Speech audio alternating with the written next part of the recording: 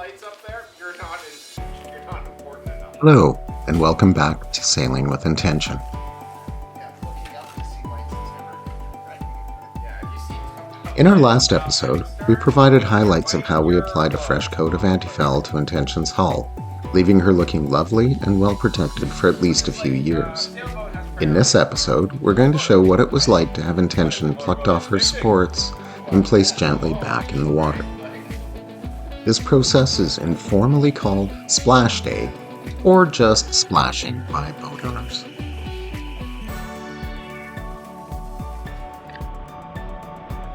And here she is, ready to launch. Most of the other owners we talked to agreed that having your boat splash brings more anxiety than having it hauled out. On haul out, your boat could hypothetically slip out of the slings and be damaged or sunk. That actually happened to a cabin cruiser at a boatyard further up Vancouver Island from us, a few days before we had Intention surveyed. Admittedly though, that's pretty rare. What's far more common is have a loose seacock or bad prop shaft seal that shifts or dries up while you're hauled out, and then when you put the boat in the ocean wants to find a way in. You can probably hear the nervousness in my voice when I'm doing the inspection after we splash. Alright, so why are we here? Hello, we are here because ostensibly we were going to splash the boat today. And then we heard the wind howling all night long, and the wind is still howling, and there's whitecaps in the ocean, and when we went to where the boat is actually going to be splashed, there was like super strong currents and winds, and we said, please, can we wait till tomorrow? So that is why we're not splashing the boat today.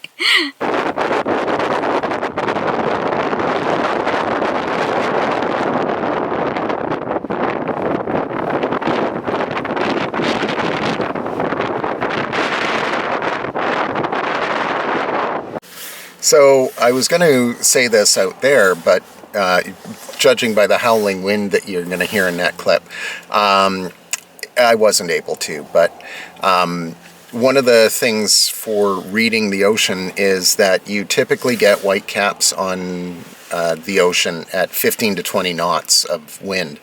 And 15 to 20 knots is a pretty significant wind. The little cove where we harbor is fairly protected except from this direction of wind that we've got today.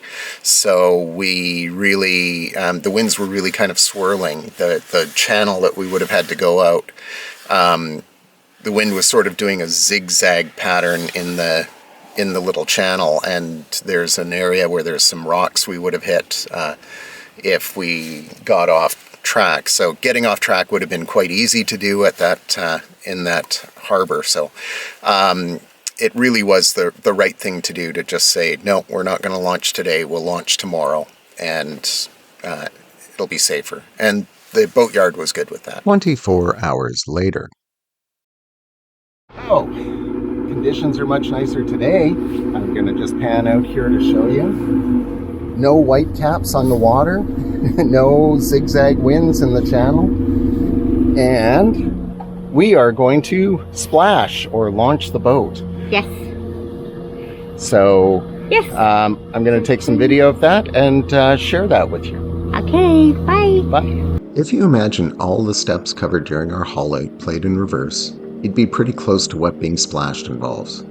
The boatyard staff moved the travel lift into position. Then they put the slings under Intention's hull. Once they were satisfied with where the slings were sitting, they pulled up on them until no weight was resting on the stands or the keel. They pulled out the blocks under the keel and the stands under the hull, then maneuvered Intention back over the haul-out bay.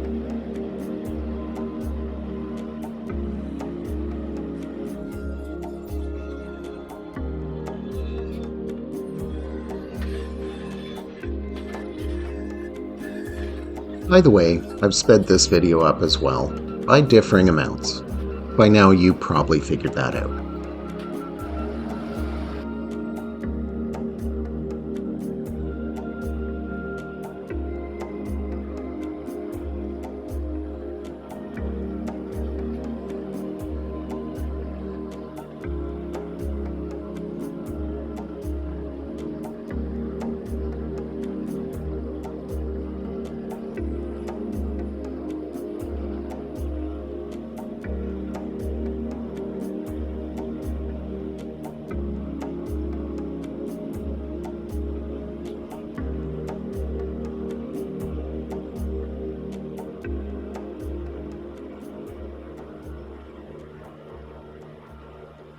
They lowered her slowly into the water, then pulled her up to the haul-out dock for us to do an inspection.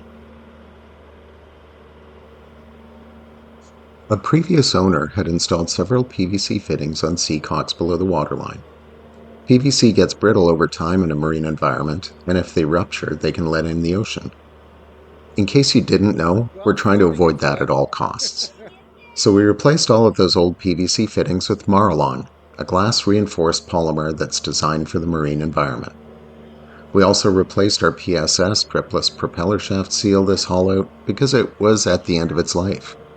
Now we have 6 more years before we have to replace it again, assuming that I installed it correctly and didn't effectively leave a 5-centimeter hole in the bottom of intention.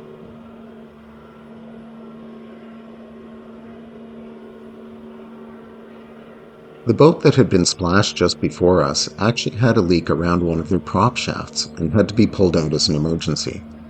That's why the inspection I'm about to do is so important. Okay, quick check of things that might sink the boat. Okay, we have no water coming from the bellows. Give it a quick burp. Oh yeah, we've got seawater, but we got no other leak. Good.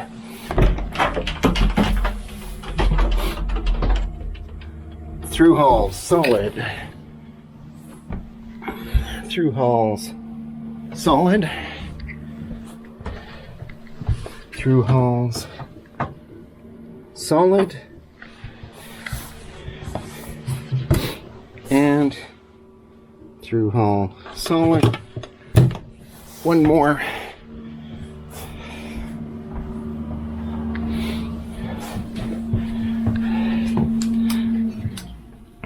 Through hull, solid. Okay. Open the engine inlet.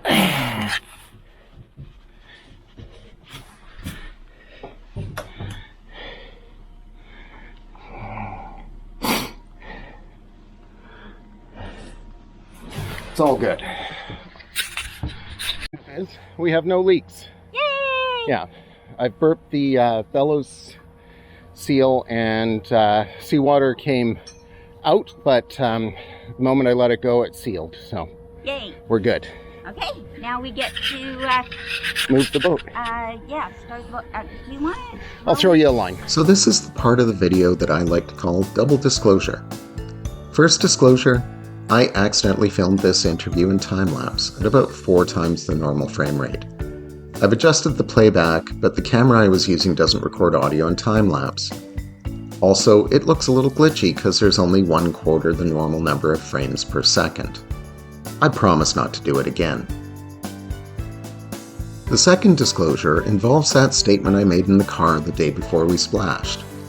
Remember me saying that there were rocks along the path that we needed to take in tension on our way back to our slip? Yeah, about that. I was standing on the bow, talking to Donna through our Bluetooth communicator headsets, also known as argument preventers. You can see here on the screen the track that we should have followed, but as we got to point 2 and should have turned to starboard, I saw a pole sticking out of the water. I also saw sailboats anchored off to port, so I told Donna to steer to port, keeping the pole on her starboard side. The water went from blue-green to brown, and I shouted, "Rocks, rocks, rocks! Reverse, reverse, reverse!" Donna did exactly as I excitedly asked, but it was too late. We struck a rock just below the surface. I barely rocked on my feet when we hit though, and Donna was already in reverse, so we wound up backing away from the rock instantly. I went down below quickly and inspected the crash compartment in the bow, as well as the bilge, and there was no water coming in. I didn't really expect any, but I needed to be sure. So, an important safety tip is to always go slow if you don't know. We debriefed about the incident the same way we debrief about all of our events, good and bad. It's not about assigning blame, it's just important that we learn from the things we encounter. We debrief about good things as well, but this wasn't a good thing. In the end, it actually taught us that our boat is a lot stronger than we are. And yes, I promise not to do this again, either. In upcoming episodes, we're going to show details of our electrical refit, as well as the purchase of our dinghy, and a little tutorial on fiberglass repair featuring our son Jared. If you like this video, please give it a thumbs up. And if you're new here, please subscribe so that you get notified of new videos as we release them. Add a comment down below if there was something we presented that you didn't know, or if you have any idea for things you'd like to see in upcoming videos.